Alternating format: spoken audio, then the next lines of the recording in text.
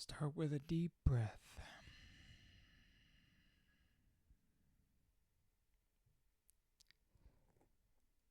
As above, so below. As within, so without. I only want to hold you in my heart. I only want to hold you in my heart. I didn't come in with anything even remotely prepared today.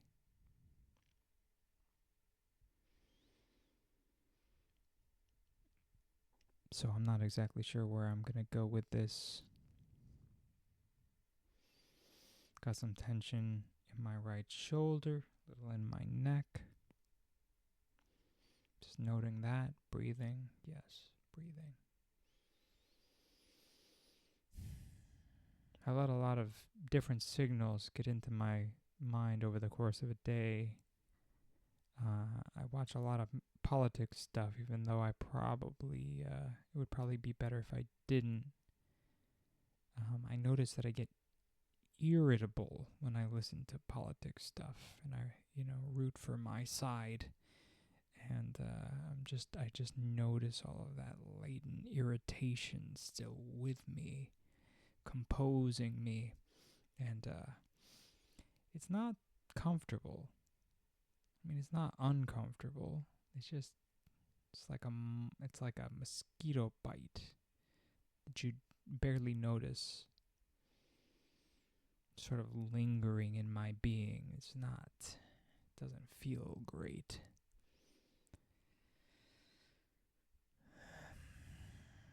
So I take a couple of soothing breaths while I examine that. Any main points for today that I wanted to cover?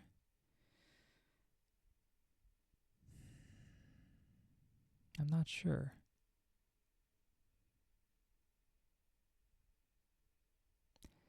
There are a lot of intellectual things that I'm happy to share. So, like, for instance,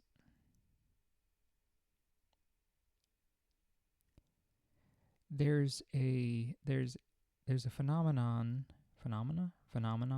There are phenomena that happen where you give me a moment. I'm trying to pin it down. I think what I'm really trying to talk about is basically framing, right? People use framing to capture you, because that's kind of what a frame is. It's something that captures you, right? And everybody does it because what a frame really is a context, and it's hard to exist coherently outside of a context. So there's this thing that happens where people will frame situations to capture your attention so they can capture your behavior. And what I'm talking about is it's not side specific, right? It's like a aesthetic where someone will say something like, I'm trying to tell you what they have been keeping from you. They don't want you to know this, but let me reveal the secret to you. You've been held down your entire life, and it's because of X or because of Y. And if you want to feel like you have dignity and respect, you should join my cause because we are fighting for your dignity and respect, which we've fully articulated as aligning with our goals. And the thing is, I don't even necessarily think that people who espouse these kinds of things, who talk about these kinds of ways, don't believe what they're saying. They might not. But it's like a low grade kind of manipulation.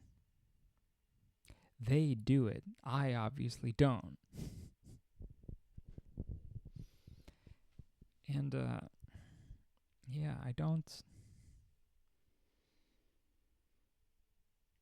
don't even think necessarily that you shouldn't allow yourself to succumb to that kind of framing. I'm just pointing it out. I think you should have the choice whether you succumb to it or not. I don't think people should sneak in through your limbic system and try to get you to do what they want you to do, right? Unless, of course, they know what's better for you. And, of course, everyone knows what's better for everyone else, right? But not, like, not bearing any contradiction. So then how do you handle that, It's hard to sometimes discern who's got not just your best interest, but capability to bring about your best interest. But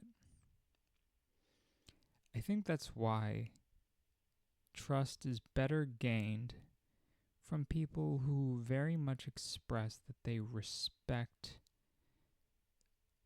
your process and how you think about things. Because if someone is telling you, why you're oppressed, why someone has it out for you, and then they offer you ready-made solutions to your problems, right? It's not they're not really caring for you. They're marketing to you. And I think to some degree that's unavoidable, I think it's unavoidable, but I don't think, we always recognize what's happening in the moment. So it's good to just notice that when it's coming up, right?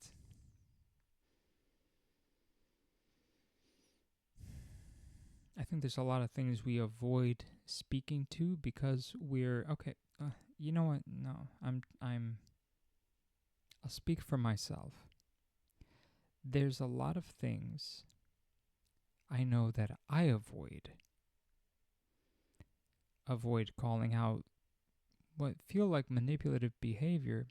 It's almost like thoughts I'm afraid to think because it would demand that I take action on something.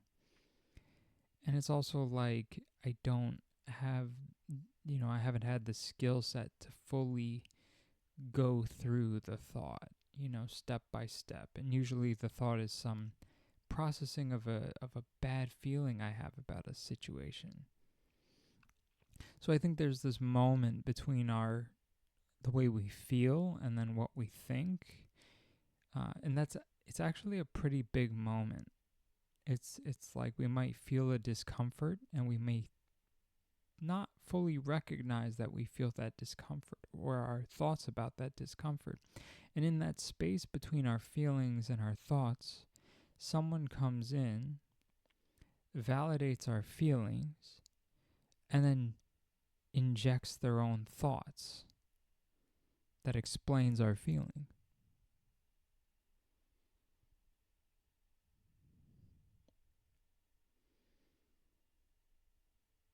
So that's something that needs to be figured out, I think. I think we need to be able to presence when we feel like that's happening. And I think people can apply pressure to our limbic system to get us to avoid recognizing when that happens.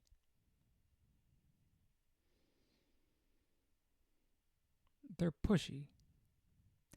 I think it's important to recognize why people might be pushy. Why people might want to hijack your limbic system. I think that can help you understand what's happening when you feel like that's happening.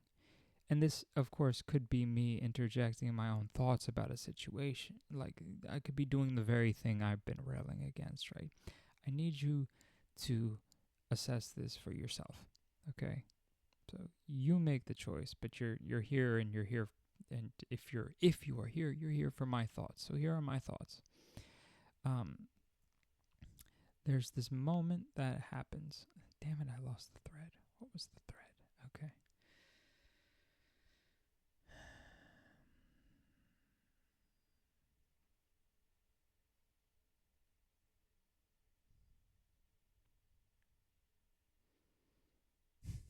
It doesn't get any realer than this, folks. Okay, so where was I? I was talking about people who they manipulate you by framing things. I was talking about how they feel, like what motivates pushiness. That's where I was. Okay, so people are motivated to be pushy by a number of reasons, right? So some people get like a dominance high, right? Like this is something I noticed. Like people are really, they like to throw their weight around. What kind of people like dominating other people? I don't think you can really enjoy dominating other people unless you feel powerless in some way. Like there has to be a balance, right? So a person who feels powerless in some way is going to enjoy dominating somebody else. There might just be jerks that exist.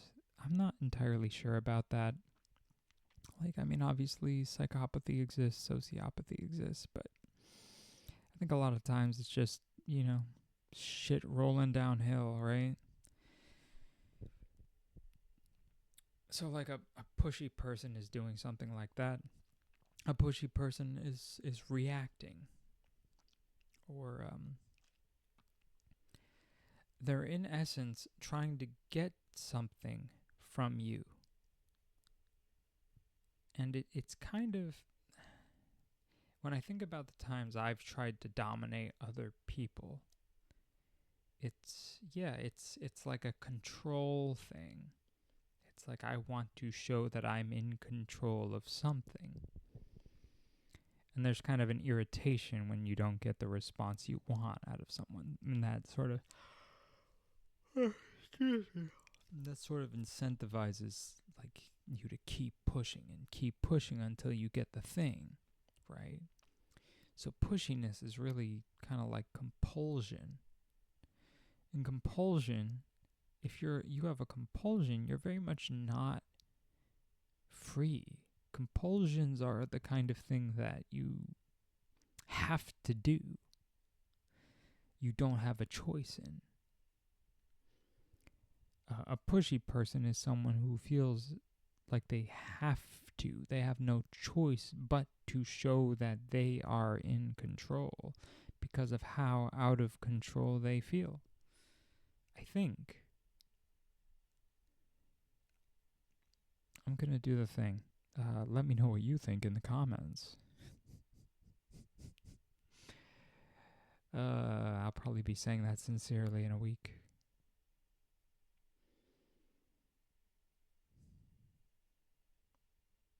So yeah, that's basically where I'm at.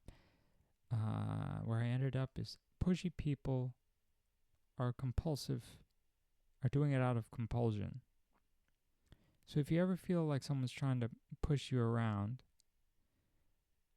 it might help to sort of expand into that situation and realize this is just somebody who's engaging in a compulsion. They have no choice here. And then maybe you can help them. You can say that, like, do you feel like you don't have a choice but to do this?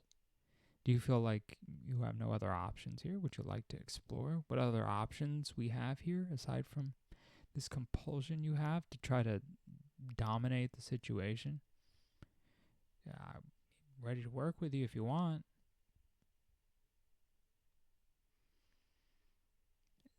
See how that lands. I mean, in the very least, like the distance might provide you some space to realize you can't be pushed around.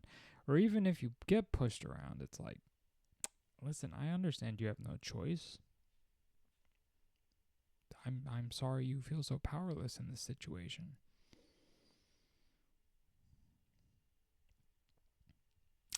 I don't know how effective that'll be in real life. I mean, bullies sometimes just need to be put in their place, you know. But if you can recognize where it comes from,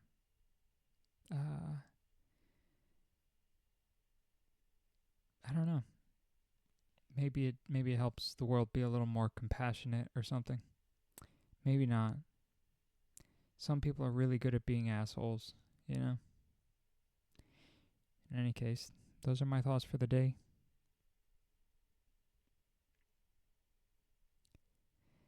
Deep breath.